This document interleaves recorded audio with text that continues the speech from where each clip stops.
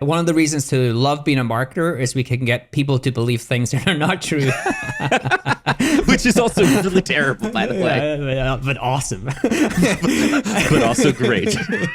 But also so good. You're Mr. Burnsing over there.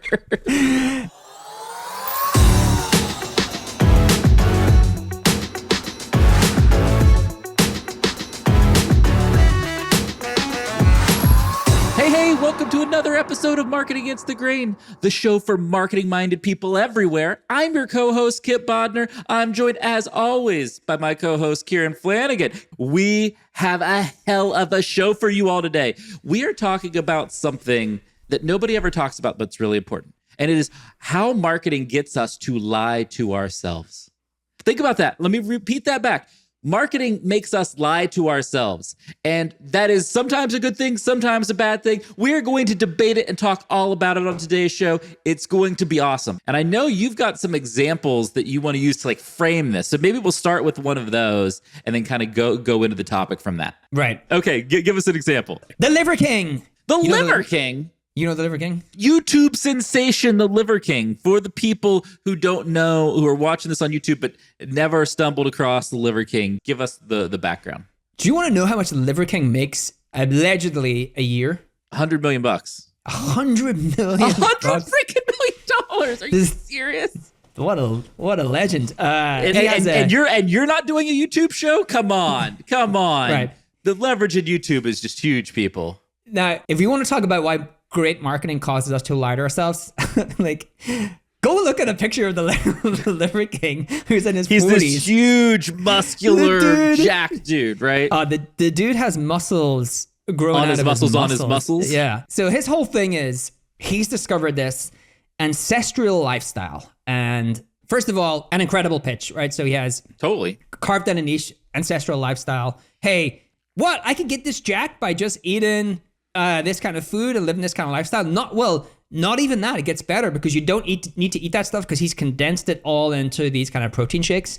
So you can have the same stuff without having to eat the raw meat. But his raw meat is actually, whatever you want to think about him, it is an incredible differentiation. He's figured out content, how to create content in a very differentiated way. He has his own niche. It's surprising. It's shocking. It's holy hell, what is he actually doing?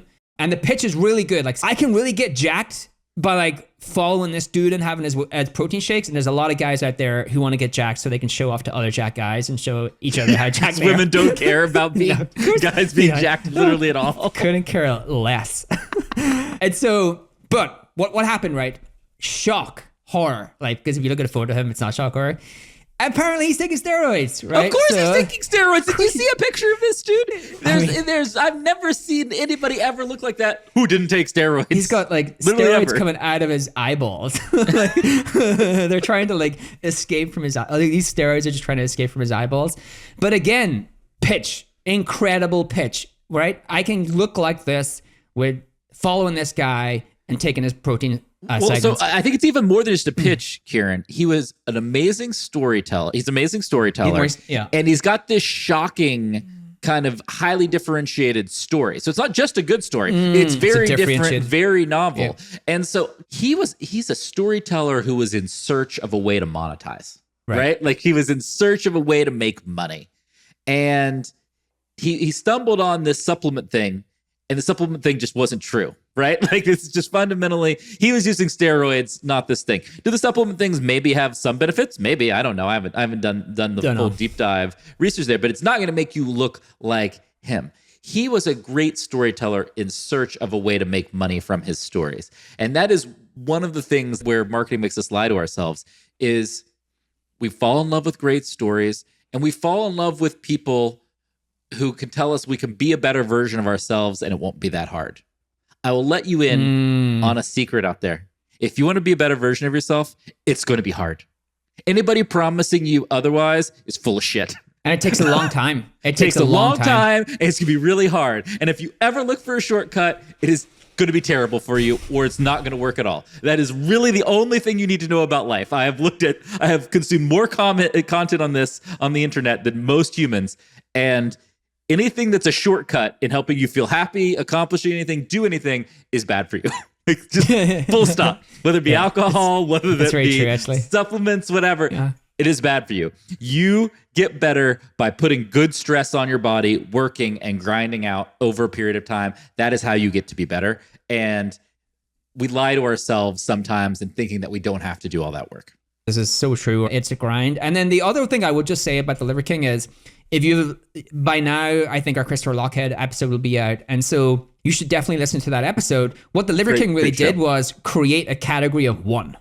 Yes. I love this. Like a complete category of one. And then he became the category leader within that category space that he had created, which was around this ancestral lifestyle. Like there are paleo and other things like that, but no one did it to the extreme. Well, like let me pitch you on something. The reason that the Liver King thing worked is actually the intersection of two things we've talked about. It's the category of one, being the only person doing what you're doing, and routinizing charisma, building a cult brand. It's the overlap of those where there's no like, you don't have like 10 of the same cult, right? Like you have one cult. Like if you want a lot of people to follow you, you have to be a category of one, and you have to have a really compelling story that's delivered with a ton of charisma. And then people will lie to themselves and sacrifice things that they want for themselves in order to follow you. And that is what happened in the Liver King example. And that's why I think that's why there was such a big outrage against that, is because people really felt misled and defrauded. And I think that's the hardest thing, is when marketing causes you to lie to yourself, it is too often, unfortunately, not for a terrible reason, and a reason that often ends up in a fraudulent way. Right. Which I think gets us to example 3. Yeah. Like it's marketing delivers a much more than the substance of the product. So we're not going to go overly deep in this because everyone knows about this, but there's a quick angle that Kipp and I want to kind of talk through, which is FTX, right? Like, today, if you want to start I kind of made that joke where a great podcast great podcast business is Podcast in the Box, where you get the studio, the audio, the video, and then you get a free podcast interview with Sam Bankman Fried, because like he's everywhere except actually in the courts where he should be. But so FTX, this crypto exchange, everyone knows, we're not going to get into the story, everyone knows it blew up. But the thing I wanted to talk about, and you and I kind of talked about, is not the FTX brand, because the brand, I think, was much more around Sam. And so what did Sam do? He actually, again, created somewhat of a category of one within the crypto space through this effective altruism, which is, I don't really care about the money that I'm making. I just want to help the world. I want to do things that make the world a better place. And I want to spend my money on things that actually, help everyone around me. And that was actually a novel story within the crypto space, where everyone kind of like thought about these kind of alpha traders. Everybody was buying Lambos and doing different things, right? Doing the to the moon. And he really managed to differentiate himself. He also like positioned himself really well, right? He wore very low key clothes, looked very casual, and everything he did, it tied into this kind of like, oh, I really am here trying to do good. And I think people wanted to believe in FTX for that reason. Now, the other thing is they marketed themselves incredibly aggressively, right? They were Super Bowl ads, Formula One, stadiums. And so I think they had the founder himself managed to create a story that was much more differentiated than the market, something that people wanted to believe in a sea of things blowing up. Here's a guy who's trying to do good. And actually, when the crypto space was going through a really tough time in 2022, he was loaning money to other companies to try to keep them solvent. Little did they know the reason he was doing that is because they owned, I think, a bunch of his token, and he didn't want to get... He's trying to prop it all up, right? Trying to prop it all up. And then he kind of lived that lifestyle, right? In the way that he politically, like all of the things kind of tied into that narrative. So he truly lived that narrative. Yeah, I think there's two examples of what happened with Sam and the FTX thing that I think is really important for everybody to kind of like reflect on and think about. The first is, it is easier to lie to yourself over a person than a brand. I'm going to say that again. It's much easier to lie to yourself over a person than a brand. It's much harder for you to get swept away by a brand, a company, an organization, what that's doing. It's very possible. It's much easier to get swept away, lie to yourself by a singular person, right? And that's, you saw that example with the Liver King. You saw that with Sam Bankman Fried. You see that with a lot of crazy situations where we lie to ourselves and marketing causes us to lie to ourselves. The other thing is that, Kieran, you and I are people who fundamentally love to go against the status quo. And a lot of the time, going against the status quo is a great bet. Other times, people are going against the status quo just to be different, and the status quo exists for a reason. Billionaires behave how billionaires behave for a reason. And there's enough of them that we know that that's how it works. And so when somebody comes along and tries to behave differently, we should tell ourselves, are they really behaving differently, or is there ulterior motive? Yeah, an ulterior motive, a lie being perpetrated here in a really different kind of way. And I think that is fundamentally the challenge. And my biggest solve for that is like, do you believe in an organization of people, a group of people versus one singular leader? The one singular leader is much easier to sway you and cause you to lie to yourself. Right. And I think that's very true, because the examples we've used, it was really a charismatic CEO that actually managed to sell that story. Liver King, an individual. FTX was really Sam.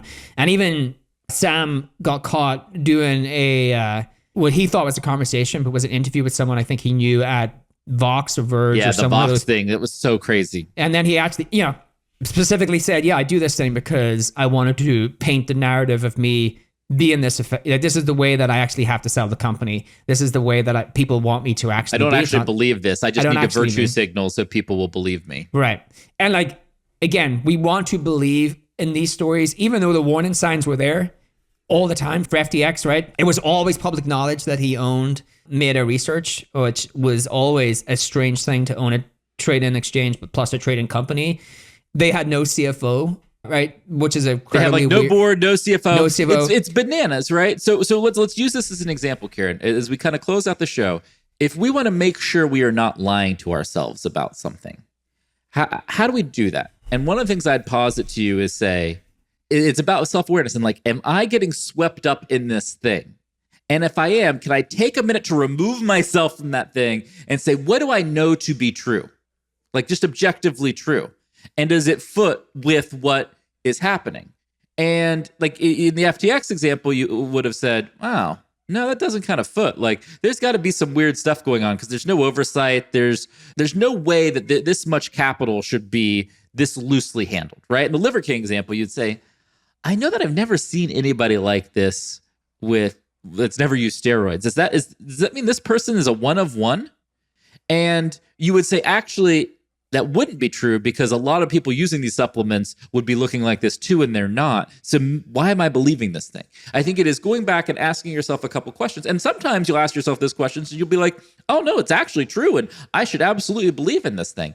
Other times you'll say, no, I'm just swept up. My emotion is taking over my decision-making and I need to kind of wind that back. Yes, exactly. Sometimes things are too good to be true. If something's too good to be true, it is. That is an old saying for a reason. Because it works. It's because it's true. Yeah. And the reason that it keeps needing to be present in our world is because it's very easy to lie to yourself. And it's very easy to believe things that you want to believe in this world.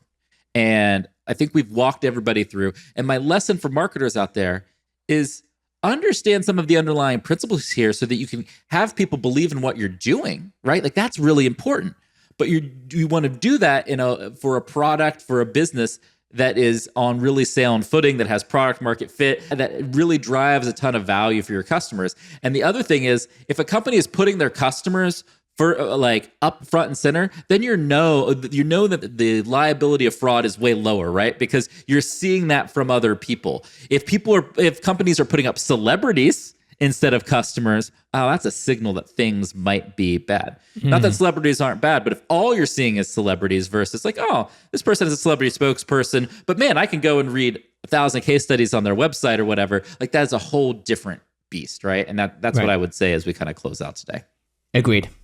Sweet. This has been Marketing Against the Grain. This was a fun topic. We had to talk about some cool stories and some aspects of the human psyche that we don't always get to cover, which is really fun and why we love doing this show. And we will be back with you very soon on an all-new episode. Until then, have a great week.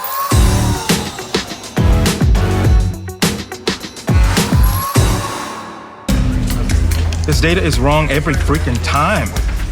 Have you heard of HubSpot? HubSpot is a CRM platform where everything is fully integrated. Whoa, I can see the client's whole history, calls, support tickets, emails, and here's a task from 3 days ago I totally missed. HubSpot. Grow better.